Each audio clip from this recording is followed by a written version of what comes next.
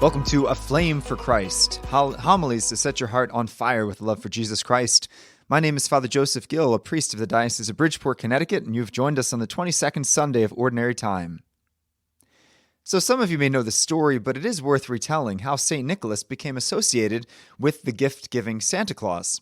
So St. Nicholas was a real person. He was a bishop in Myra, which is modern-day Turkey, back in the 4th century. And not only was he concerned with the spiritual needs of his flock, he was also very deeply concerned with their material and physical well-being as well. So one day he heard about a man who had 3 daughters, but he didn't have the money to pay for the dowry for them to get married. See, back in those days, a man actually had to pay to get rid of his daughters, to marry them off. They had to pay a certain fee called a dowry.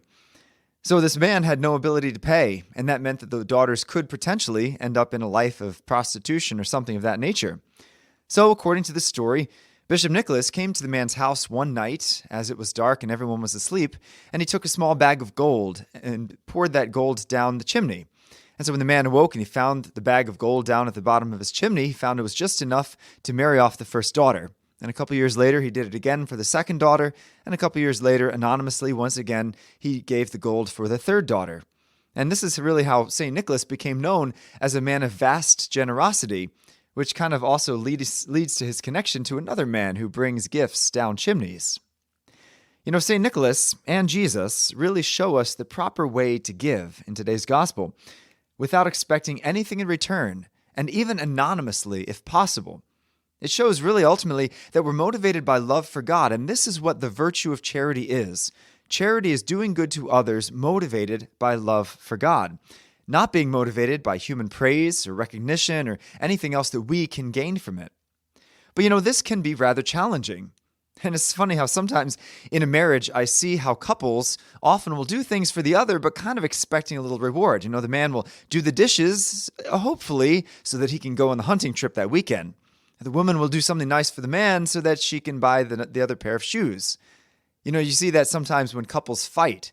One member of the couple says, "Don't you know everything I do for you? I do this and that and this and that," kind of listing it off as if this gives them a leg up in this argument.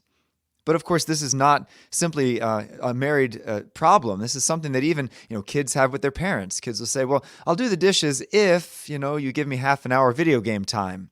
Or even you see it when wealthy people want to give some donation to some organization in the hopes that their name gets put on a plaque or put on a building.